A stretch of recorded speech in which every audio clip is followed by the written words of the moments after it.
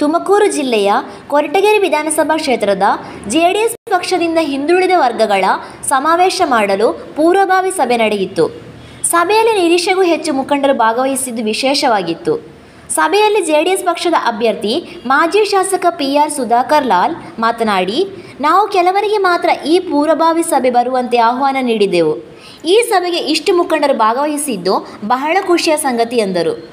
ದೇವೇಗೌಡರ ಅಂದಿನ ದೂರದೃಷ್ಟಿಯ ಕಾರಣ ಇಂದು ಬಹುತೇಕ ಎಲ್ಲ ಸಮುದಾಯಕ್ಕೆ ಮೀಸಲಾತಿ ಸಿಕ್ಕಿದೆ.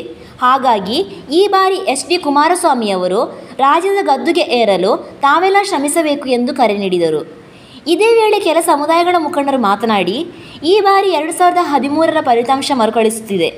ಈ ಬಾರಿ ಕೊರಟಗೆರೆ ವಿಧಾನಸಭಾ ಕ್ಷೇತ್ರದಲ್ಲಿ JDS ಗೆಲುವು ಖಚಿತ. ಮತ್ತೊಮ್ಮೆ ಕೊರಟಗೆರೆ JDS ಭದ್ರಕೋಟೆ ಎಂಬುದು ಸಾಬೀತಾಗಲಿದೆ ಎಂದು ಅಭಿಪ್ರಾಯಪಟ್ಟರು.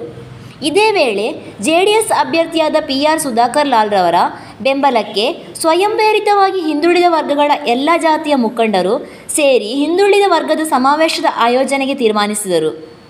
ವರದಿ ಮಂಜುಸ್ವಾಮಿ MN, ಕೊರಟಗೆರೆ.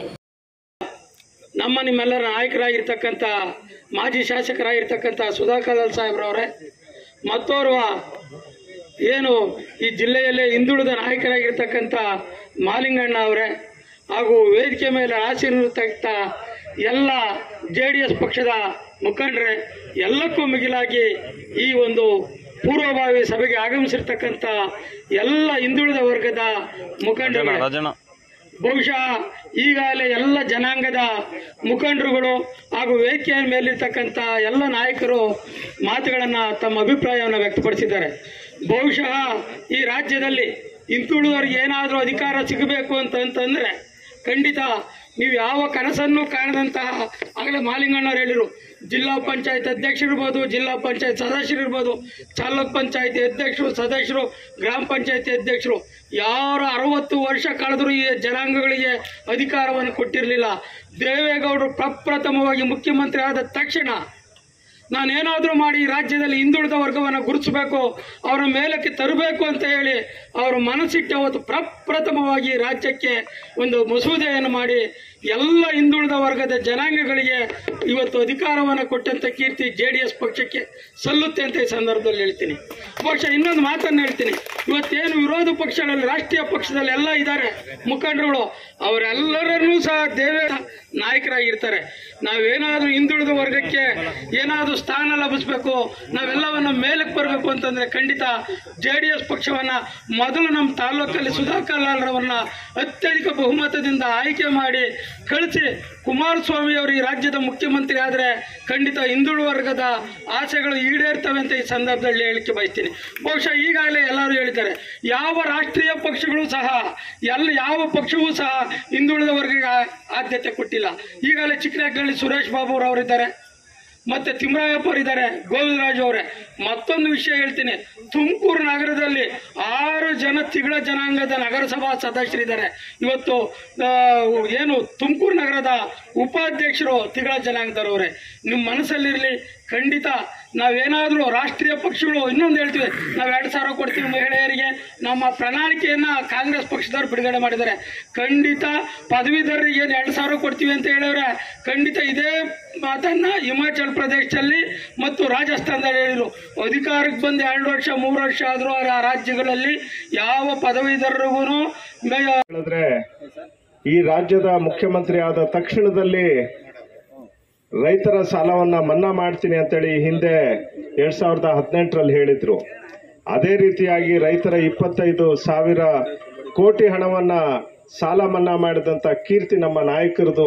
ಅವರು ಕೊಟ್ಟ ಮಾತಿನಂತೆ ನಡ್ಕೊಳ್ತಾರೆ ಅಂತಕ್ಕಂಥ ಮಾತನ್ನ ಈ ಸಂದರ್ಭದಲ್ಲಿ ಹೇಳ್ತಾ, ಇನ್ನು ನಾವೇನು ಒಂದು ಹಿಂದುಳಿದ ವರ್ಗಗಳ ಸಮಾವೇಶವನ್ನು ಮಾಡಲಿಕ್ಕೆ ಹೊರಟಿದ್ದೀವಿ. ನಮ್ಮ ಪಕ್ಷ ಅದು 10ನೇ ತಾರೀಕು ಅಂದರೆ ಸೋಮವಾರ ಕೊರಟಗೆರೆಯಲ್ಲಿ ನಾವು ಮಾಡ್ತಕ್ಕಂಥ ಒಂದು ಯೋಜನೆ ಇದೆ. ಆ ದಿನ ಇವತ್ತೇನು ತಾವು ಬಂದಿದ್ದೀರಿ, ತಾವೆಲ್ಲರೂ ಕೂಡ ಇನ್ನೂ ಹೆಚ್ಚಿನ ಸಂಖ್ಯೆಯಲ್ಲಿ ನಮ್ಮ ಬಂಧುಗಳು ಯಾರಿದ್ದಾರೆ ಹಳ್ಳಿಗಳಲ್ಲಿ ಅವರೆಲ್ಲರನ್ನ ಕರೆತರ್ತಕ್ಕಂಥ ಒಂದು ಕೆಲಸವನ್ನು ತಾವು ಮಾಡಬೇಕು. ಈ ಒಂದು ಸಭೆ ಮುಗಿದ ನಂತರದಲ್ಲಿ ನಾವೆಲ್ಲರೂ ಕೂತ್ಕೊಂಡು ಮತ್ತೊಮ್ಮೆ ಚರ್ಚೆ ಮಾಡೋಣ. ಯಾವ್ಯಾವ ಭಾಗದಲ್ಲಿ ಯಾವ್ಯಾವ ವಾಹನಗಳ ಸೌಲಭ್ಯ ಬೇಕು, ಯಾವ ರೀತಿ ನಾವು ಜನಗಳನ್ನು ಕರೆತರಲಿಕ್ಕೆ ಅವಕಾಶವನ್ನು ಮಾಡಿಕೊಡ್ಬೇಕು ಅಂತಕ್ಕಂಥದ್ದನ್ನು ಕೂಡ ನಾವು ಕೂತ್ಕೊಂಡು ಚರ್ಚೆಯನ್ನು ಮಾಡಿ ಈಗಲೇ ನಾವು ಇಲ್ಲೇ ಒಂದು ನೋಟ್ ಮಾಡಿಕೊಂಡು, ಬಹುಶಃ ನಮಗಿನ್ನ ಟೈಮ್ ಕೂಡ ಇಲ್ಲ. 10ನೇ ತಾರೀಕು ಅಂತ ಹೇಳಿದ್ರೆ ಇನ್ನು 6 ದಿನ ಅಂದರೆ 5 ದಿನ ಇದೆ. ಹಾಗಾಗಿ ನಾವು ಇವತ್ತೇ ಕೂತ್ಕೊಂಡು ಮಾಡೋಣ. ಮತ್ತು ನೀವೇನಿವತ್ತು ಇಷ್ಟೊಂದು ಜನ ಬಂದಿದ್ದೀರಿ, ತಾವೆಲ್ಲರೂ ತಮ್ಮ ತಮ್ಮ ಗ್ರಾಮಗಳಲ್ಲಿ ತಮ್ಮ ತಮ್ಮ ಊರುಗಳಲ್ಲಿ ನಮ್ಮ ಹಿಂದುಳಿದ ವರ್ಗದ ಮುಖಂಡರಿರ್ಬೋದು, ಬಂಧುಗಳಿರ್ಬೋದು, ಅವರೆಲ್ಲರನ್ನೂ ಕೂಡ ಹೆಚ್ಚಿನ ಸಂಖ್ಯೆಯಲ್ಲಿ ಕರೆತಂದು ಈ ಕಾರ್ಯಕ್ರಮವನ್ನು ಯಶಸ್ವಿಗೊಳಿಸಬೇಕು ಅಂತಕ್ಕಂಥ ಮಾತನ್ನು ಹೇಳ್ತಾ, ಮತ್ತೊಮ್ಮೆ ನಿಮ್ಮೆಲ್ಲರ ಪ್ರೀತಿ ವಿಶ್ವಾಸ ನಮ್ಮ ಪಕ್ಷದ ಮೇಲೆ ಹಾಗೂ ನನ್ನ ಮೇಲೆ ಸದಾ ಇರಲಿ. ನಾನು ಕೂಡ ಈ ಹಿಂದಿನಿಂದಲೂ ಕೂಡ ನಿಮ್ಮ ಜೊತೆಯಲ್ಲಿ ನಿಮ್ಮ ಮನೆಯ ಮಗನಾಗಿ ನಾನು ಕೆಲಸವನ್ನು ಮಾಡ್ಕೊಂಡು ಬಂದಿದ್ದೇನೆ. ಅದೇ ರೀತಿ ಮುಂದಿನ ದಿನಗಳಲ್ಲೂ ಕೂಡ ಇರ್ತೇನೆ. ನಿಮ್ಮ ಪ್ರೀತಿ ವಿಶ್ವಾಸಕ್ಕೆ ಸದಾ ನಾವು ಋಣಿ ಅಂತಕ್ಕಂಥ ಮಾತನ್ನು ಹೇಳ್ತಾ ನನ್ನ ಮಾತುಗಳನ್ನು ಮುಗಿಸ್ತೇನೆ. ನಮಸ್ಕಾರ.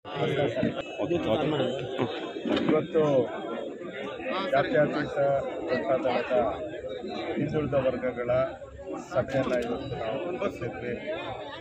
ಈ ಸಭೆಯಲ್ಲಿ ಈ ನಮ್ಮ ಕೊರಟಗೆರೆ ವಿಧಾನಸಭಾ ಕ್ಷೇತ್ರದಲ್ಲಿರ್ತಕ್ಕಂಥ 17 ಹಿಂದುಳಿದ ವರ್ಗಗಳ ಎಲ್ಲ ಜಾತಿಗಳನ್ನು ಸೇರಿಸಿ ಒಂದು ಹಿಂದುಳಿದ ವರ್ಗಗಳ ಸಮಾವೇಶವನ್ನು ಕೊರಟಗೆರೆ ಪಟ್ಟಣದಲ್ಲಿ ನಾವು 10ನೇ ತಾರೀಕು ಸೋಮವಾರ ಹಮ್ಮಿಕೊಂಡಿದ್ದೇವೆ. ಅದ್ರ ಬಗ್ಗೆ ಇವತ್ತು ಸಭೆಯಲ್ಲಿ ವಿವರವಾಗಿ ಚರ್ಚೆಯನ್ನು ಮಾಡಿ ನಾವು ಸಮಾವೇಶವನ್ನು ಮಾಡಲಿಕ್ಕೆ ತೀರ್ಮಾನ ತೆಗೆದುಕೊಂಡಿದ್ದೇವೆ.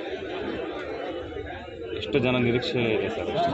ವಿಧಾನಸಭಾ ಕ್ಷೇತ್ರದಲ್ಲಿ ಜಾತ್ಯತೀತ ಜನತಾದಳದ ಪಕ್ಷದ ವತಿಯಿಂದ ನಮ್ಮ ಪಕ್ಷದ ಅಭ್ಯರ್ಥಿ ನಮ್ಮ ನಿಮ್ಮೆಲ್ಲರ ನೆಚ್ಚಿನ ನಾಯಕರಾಗಿರ್ತಕ್ಕಂಥ ಸುಧಾಕರ್ ಲಾಲ್ ಸಾಹೇಬರಿಗೆ ಬೆಂಬಲವಾಗಿ ಏನು ನಮ್ಮ ವಿಧಾನಸಭಾ ಕ್ಷೇತ್ರದಲ್ಲಿರ್ತಕ್ಕಂಥ ಎಲ್ಲ ಹಿಂದುಳಿದ ಸಣ್ಣ ಸಣ್ಣ ಜಾತಿಯ ಮುಖಂಡರುಗಳು, ಸಣ್ಣ ಸಣ್ಣ ಜಾತಿಯ ಎಲ್ಲ ಬಂಧುಗಳು ಸೇರಿ ಇವತ್ತು ಸುಧಾಕರ್ ಲಾಲ್ ಸಾಹೇಬರಿಗೆ ಬರ್ತಕ್ಕಂಥ ವಿಧಾನಸಭಾ ಚುನಾವಣೆಗೆ ನಮ್ಮ ಬೆಂಬಲವನ್ನು ವ್ಯಕ್ತಪಡಿಸಬೇಕು ಅಂತೇಳಿ ವಾಲಂಟ್ರಿಯಾಗಿ ಇಷ್ಟು ಜನನ ಅವರು ವಾಲಂಟ್ರಿಯಾಗಿ ಭಾಗವಹಿಸಿ ಅವರಿಗೆ ಬೆಂಬಲವನ್ನು ಸೂಚನೆ ಮಾಡಿ ಸಾಹೇಬರು ಹೇಳ್ದಂಗೆ 10ನೇ ತಾರೀಕು ಹಿಂದುಳಿದ ವರ್ಗಗಳ ವಿಧಾನಸಭಾ ಕ್ಷೇತ್ರ ವ್ಯಾಪ್ತಿಗೆ ಬರ್ತಕ್ಕಂಥ ಎಲ್ಲ ಹಿಂದುಳಿದ ಜಾತಿಯ ಸಮಾವೇಶವನ್ನು ಮಾಡಬೇಕು ಅಂತೇಳಿ ತೀರ್ಮಾನ ಎಲ್ಲ ಹಿಂದುಳಿದ ವರ್ಗದ ಮುಖಂಡರು ಮತ್ತು ನಮ್ಮ ಪಕ್ಷದ ಮುಖಂಡರು ತಗೊಂಡಿದ್ದಾರೆ.